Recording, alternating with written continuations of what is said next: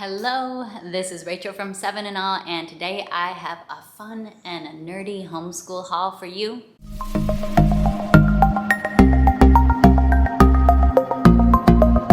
If you are newer to my channel, hi, I'm a second generation homeschooler. I am an American living in Southeast Asia, so sometimes I talk about how that can sometimes make things a little bit challenging to get homeschool resources. I do have to plan ahead a little more than most people.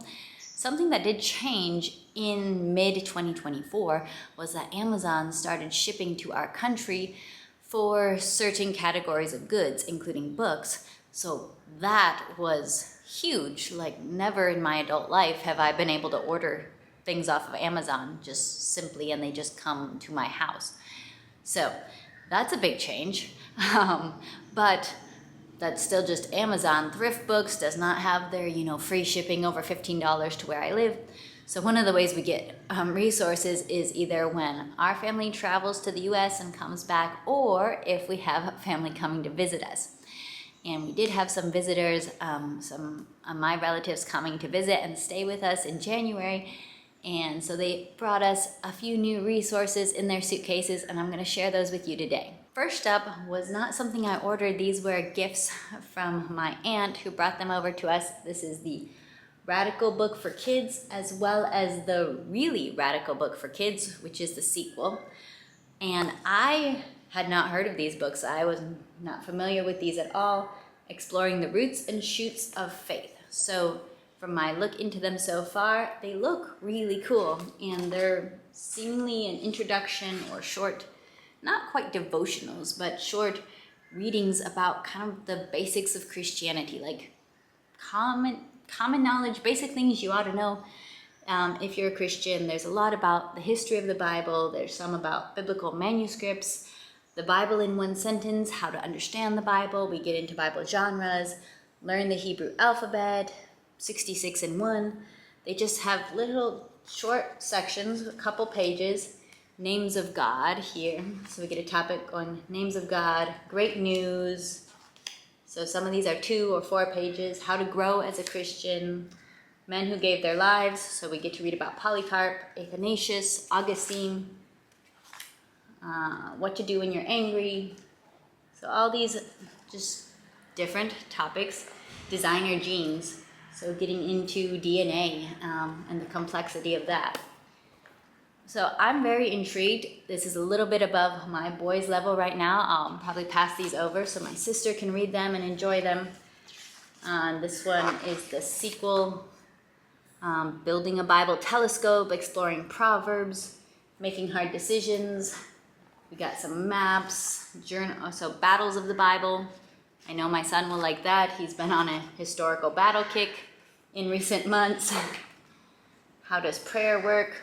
So just little readings on many, quite a variety of topics within learning about our faith as Christians. Also, I picked up a beautiful hardcover illustrated version of The Hobbit with color illustrations. Ooh. And I'm thinking that I'm going to weave this in as a read aloud roughly sometime during our 2nd grade year. Kind of slowly trying to pull together some books, read aloud books for 2nd grade. I have actually never read The Hobbit myself. I've written literature guides for the whole Lord of the Rings trilogy, but I've never actually read this. I do know it's a somewhat lower, gentler reading level compared to the Lord of the Rings, but I'm not sure if I want to do it this next year or wait a little longer, but I think we're getting close to being able to enjoy this with my boys. I really fell in love with Tolkien's writing through reading and creating literature guides for the Lord of the Rings series, so I'm excited to get to experience that for the first time with my boys. Another read aloud that I ordered that I'd heard of is Tiger Boy, written by Matali Perkins. I have read a couple other books by this author, and one of the reasons I was buying these is because I noticed quite a few of the books that my mom has for read alouds do tend to be a little bit on the girly side, and I will very happily read books with girl main characters to my boys. We're going to read Little House. We've already read and really enjoyed Anna Hibiscus, Millie, Molly, Mandy. We do that. But maybe we had a lot of more feminine books because I am one of 7 sisters. So we didn't have a lot of boys, and my brother, I have one brother, he didn't read a whole lot. So I'm like, I am trying to add a few more boyish style books into our collection. And this just looked like something that would really capture their attention. Tiger Boy, there's a escaped tiger cub in a nature reserve, an island village in Bangladesh, I think, if I remember right, or maybe this is in India, somewhere in that region. So also getting some cultural knowledge in as well. So we'll get to read that. I also picked up a history notebook. This is the School Nest History Notebook.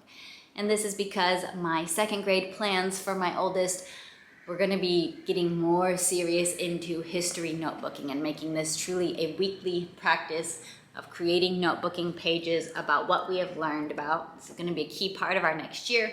I'm not necessarily planning he's going to finish this notebook in a year, but we're gonna be able to start building it. And you can do it in a plain notebook, but these are cute. They're not very expensive.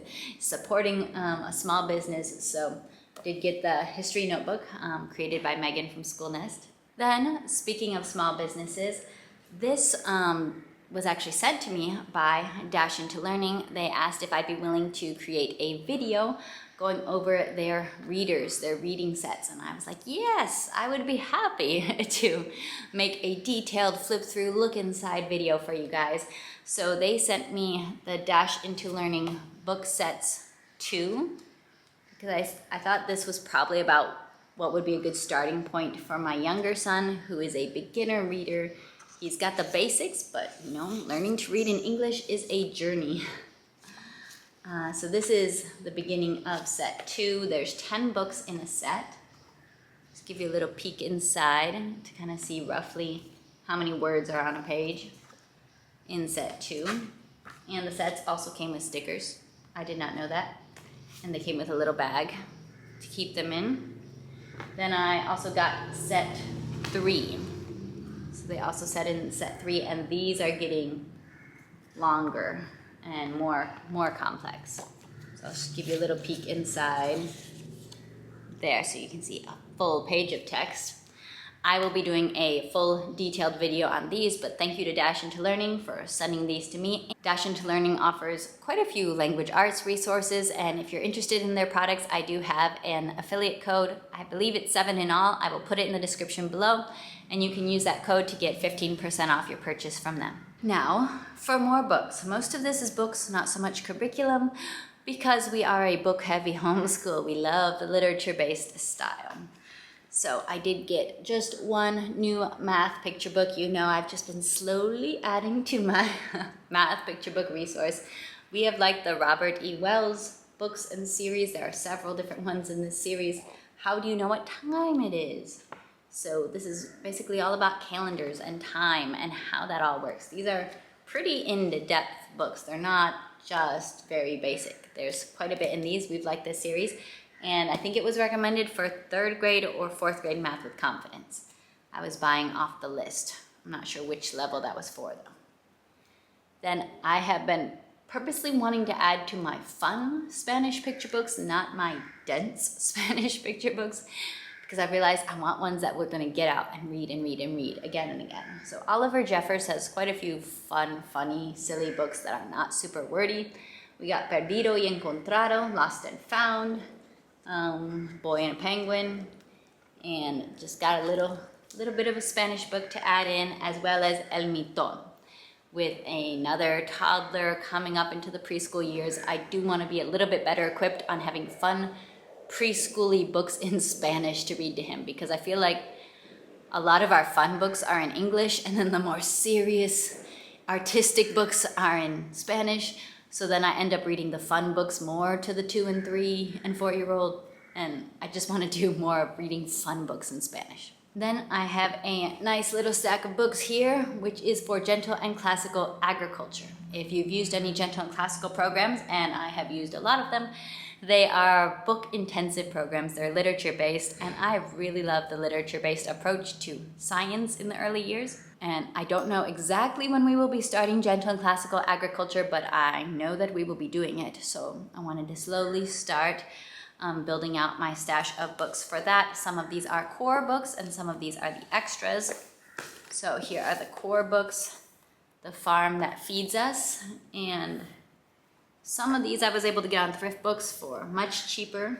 So this is one of the core books, a longer, pretty, fairly detailed book, although not overwhelmingly detailed, for elementary age.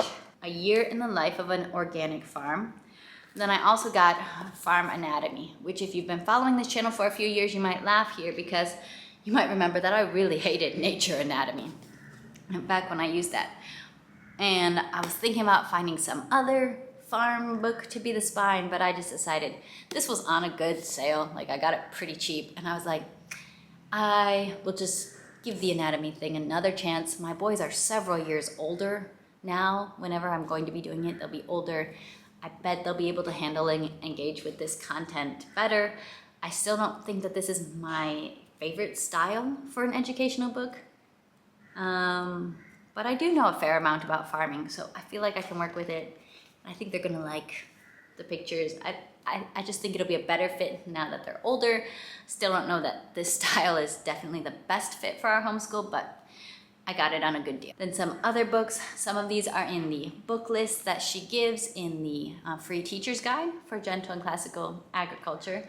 I got Pioneer Plowmaker, A Story of John Deere, and this was definitely a must-have. I grew up in a John Deere family, drilled into me that yellow and green is the best kind of tractor. So I was like, yes, a short biography of John Deere. We are going to have to read that. In fact, I'll probably pass this over to my dad because he would probably want to read it too, just to enjoy that history. Got a Gail Gibbons book about corn. She has so many great nonfiction picture books. Now, this was a book that I don't think was actually listed for gentle and classical agriculture, but I heard of this from a friend, and this just looked like a must-have. Also got this thrift books, used for a good price. It's The Story of Food, and this is a denser, more advanced book, but really fascinating because it just goes on to like the history of food. How did we start eating avocados? How did we start eating cucumbers? What cultures and parts of the world did these foods come from? Squashes, and the role they've played in history and different dishes, which I think learning about that history and geography and role of foods is just perfect for when we're having a year studying agriculture, so we can learn about oranges and the role of oranges in history. They have fascinating quotes. I've already paged through this a little bit, and like for myself, find it very interesting for sure. Then I also got Under Your Feet, a DK book, which is just one of these typical DK books that are very colorful and interesting and sciencey. So we're learning about soil during some of the units of agriculture. The soil matters a lot. And one picture book, Farmer Will Allen and the Growing Table. One thing that intrigued me about this book is it's really set on a story of a guy who built a urban farm in some empty lots in a inner city area. And my sister's family actually runs an urban farm basically in the inner city. And they have greenhouses and they have, you know, a micro farm endeavor with animals, with chickens. So I just kind of had that family connection to this same idea of, hey, let's have some fresh, healthy, locally grown food, even in the inner city, and finding a way, even when people say, oh, it can't be done. All right, there is my book haul for you guys. I hope you enjoyed it, and stick around because I have nerdy homeschool videos coming to you every week on 7 and All. Bye.